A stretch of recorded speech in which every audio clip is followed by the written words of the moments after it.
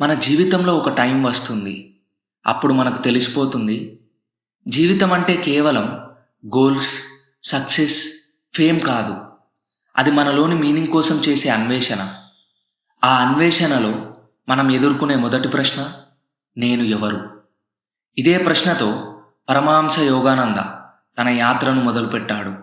Autobiography of ఏ యోగిలో ఆయన మనకు చెబుతాడు, గురువు అనేది దేవుడికి ప్రతిరూపం కాదు. గురువు అనేది నీలో ఉన్న దేవుణ్ణి గుర్తు చేసే అద్దం. గురువు అంటే ఎవరో ఇప్పుడు మనం చూద్దాం. మనందరికీ చిన్నప్పటి నుంచి గురువు అంటే పూజించాల్సిన వాడు అని నేర్పిస్తారు. కానీ యోగానంద చెప్పింది ఏంటంటే, గురువును పూజించమని కాదు, ఆలోచించమని చెబుతాడు. గురువు దారి చూపుతాడు, కానీ నడవడం మాత్రం నీవంతే. నేను నా దృష్టిలో చెప్పాలంటే, గురువు అనేది బాహ్యంగా ఉన్న వ్యక్తి కాదు. అతను మనలో ఉన్న అవేర్నెస్కి నిదర్శనం.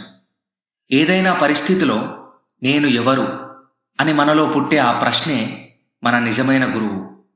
చాలామంది దేవుణ్ణి వెతుక్కుంటూ కొండలపైకి వెళ్తారు, ఆశ్రమాల్లో ఉండిపోతారు, కానీ తాము ఎవరనే విషయం మాత్రం తెలుసుకోరు.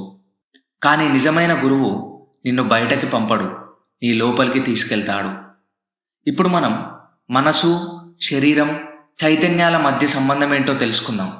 ఆటోబయోగ్రఫీ ఆఫ్ ఏ యోగిలో యోగానంద ఇలా చెబుతాడు, మనసు అనే యంత్రం శరీరాన్ని నడిపిస్తుంది, కానీ మనసును ఎవరు నడుపుతారు?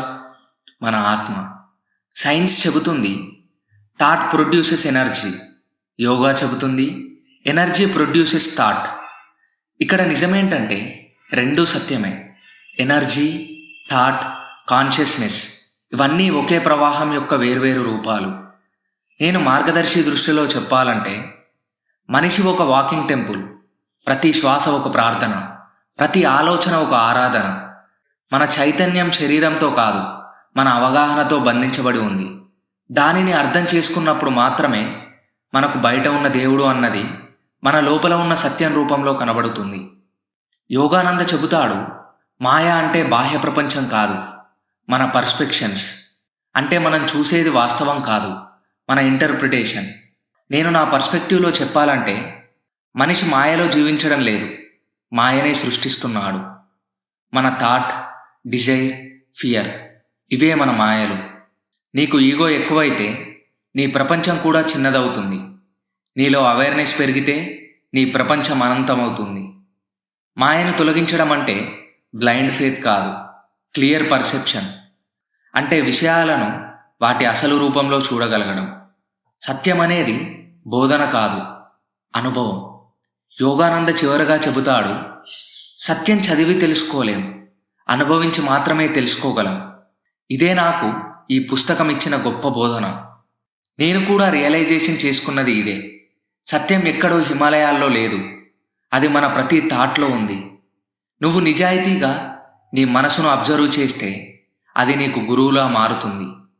ఇక ఫైనల్గా, మన జీవితంలో ప్రతి దశలో మనకు ఒక గురువు వస్తాడు. కానీ ఆ గురువు మనకు బయట నుండి రాడు, అతను మనలో ఉన్న అవేర్నెస్ రూపంలో మేల్కొంటాడు. ఆటోబయోగ్రఫీ ఆఫ్ ఏ యోగి నాకు నేర్పిన ఫిలాసఫీ ఏంటంటే, గురువు అనేది డివోషన్ కాదు, ఒక డైరెక్షన్. అతను మనలోని నిద్రపోయిన చైతన్యాన్ని లేపే శబ్దం. మనం బాహ్యంగా ఉన్న దేవుణ్ణి వెతకడం మానేసి మనలో ఉన్న దైవత్వాన్ని చూడడం మొదలు పెడితేనే మన జీవితం ఇట్సెల్ఫ్ ఒక ఆటోబయోగ్రఫీ ఆఫ్ ఏ యోగి అవుతుంది.